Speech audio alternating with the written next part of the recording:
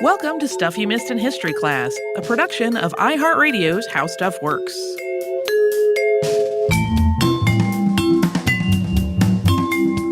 Hello and welcome to our Friday Casual Chats. I'm Holly Fry. I'm Tracy V. Wilson. Tracy, this week we talked about Leicester Hemingway. We did. Lesser-known sibling of Ernest. I didn't realize that Ernest Hemingway came from a family of 6 children. Yeah. They had a lot of kids, those Hemingways.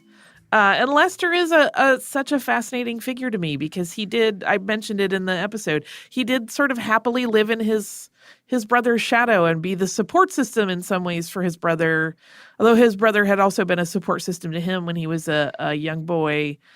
But then that whole, you mentioned when you got the outline, that third act takes a turn.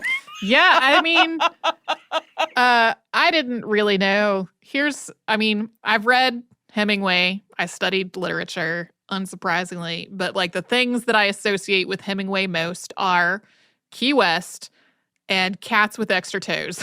Yeah. Of which I now have 2 cats with extra toes.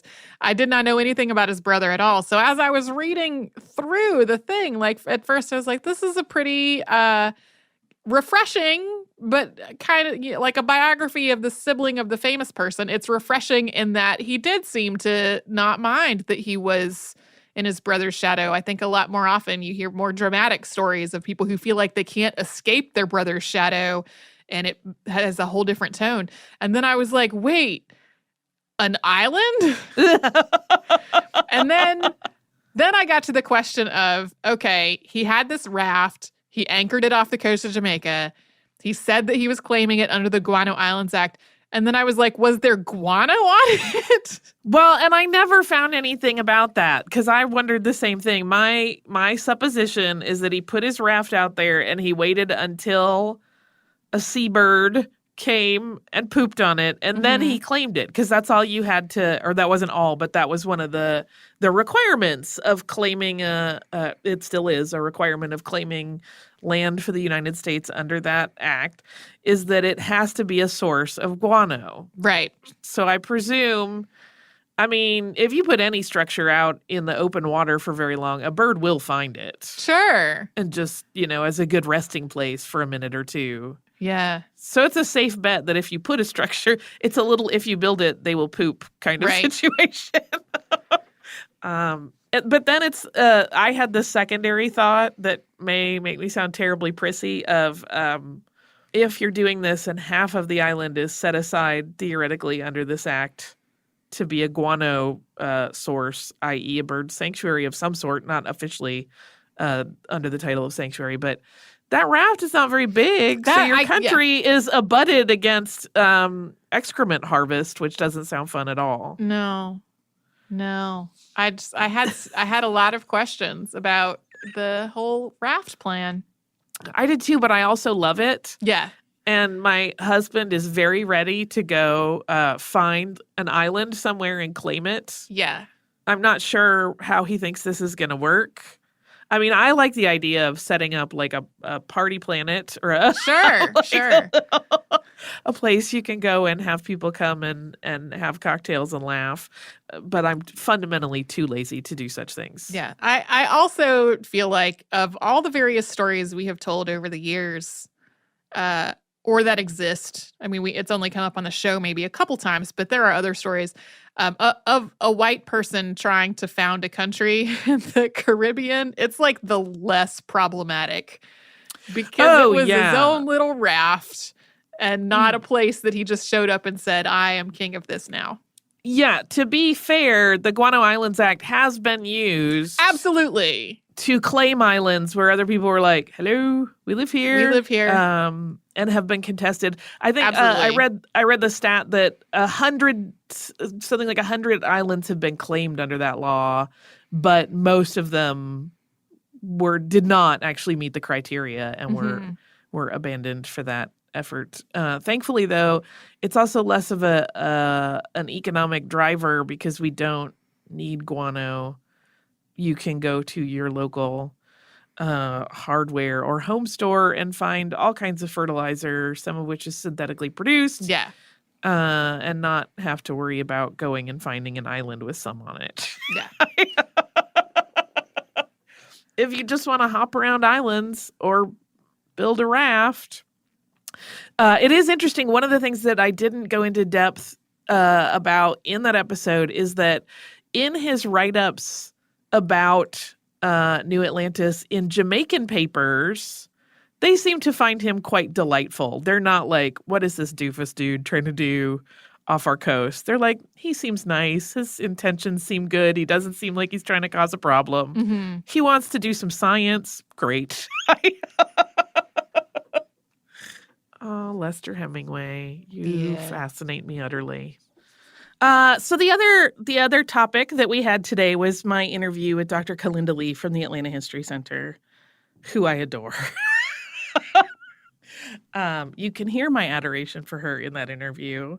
One of the things that did not come up, one of the artifacts in that exhibit that really, really struck me, and that Howard pointed out to me initially while we were there together, we know about racism and segregation, and those are things we have talked about, but there was this one item that made it so obvious just how deep the roots of it were, still are in many places.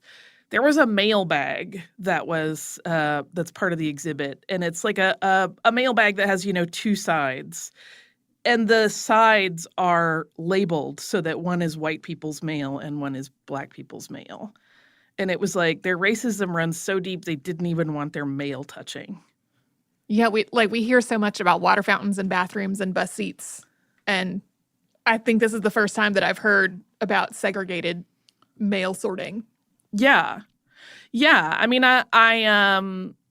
it was one of those moments where you just look at it and you're like, well, like it's so clear that the roots are so deep at that point. Mm-hmm. That it's very disturbing. But as we talked about in that interview, ultimately that exhibit is so really, really celebratory of all of the activism that was happening in big and small ways, that it is, even though there are moments like that, and there are clan robes on display and things that are very hard to look at and to think about, but so much really what you leave with is this beautiful sense of like just the perseverance of spirit and how there have always been people working for betterment, which is a really wonderful way to pace that exhibit out. I loved it so much. And I also got to walk around the cyclorama while I was there, which I haven't seen since the restoration on it. I haven't seen it ever. You haven't? Mm-mm. I went when I was in college for something, and I don't remember. And that was when it was over in Grant Park. And I actually would love to do an episode about the cyclorama's history because it has a long and interesting history, and in terms of art preservation and restoration, and how its story. I mean, the thing that's interesting is that was never meant to be a historical document. It was always intended to be an entertainment device. Right. And so, hanging closely to reality historically was not ever a big prominent issue, but it also shifted around a lot over time. When it moved to the South, it got repainted in some ways that were very historically inaccurate. And it has since been restored. And also just, again, from a preservation standpoint, the things they have done to make sure that it is something that is not just preserved for now, but they have also put aside money to make sure that they have ongoing maintenance and preservation for it. It's very, very cool. I was surprised by how much I enjoyed it. Yeah. We got shushed because we were talking about the history of it while a tour was going through, and one of the tour ladies shushed us. But and I almost wanted to go, you're actually missing out on the best information over here because I was getting a whole private tour of my own. But it's an interesting thing. If you are from Atlanta and you grew up going to the cyclorama as a grade schooler, or at some other point in your education, you were probably forced to go and you were like, ugh. I actually encourage you to go and see it now because, one, again, the restoration is beautiful, but two, it's all contextualized now that it's at the History Center and they talk about what its history meant and why it is important to see it both as a part of entertainment history and as a representation of how people have seen history from their own points of view over time. And that whole area is really, really beautifully done. So I highly recommend it. And again, I cannot recommend Black citizenship in the age of Jim Crow strongly enough. As I mentioned in that interview, that art section at the end is like breathtaking. There's some really beautiful pieces. So I highly recommend. Yeah, I envy your trip and your interview. I know, I'm a very spoiled child, and I want Calinda to come on all the time. If you would like to write to us, you could do so at historypodcast@iheartradio.com. You can also find us on social media as Missed in History. And don't forget to subscribe to the podcast. You could do that on the iHeartRadio app, at Apple Podcasts, or wherever you listen.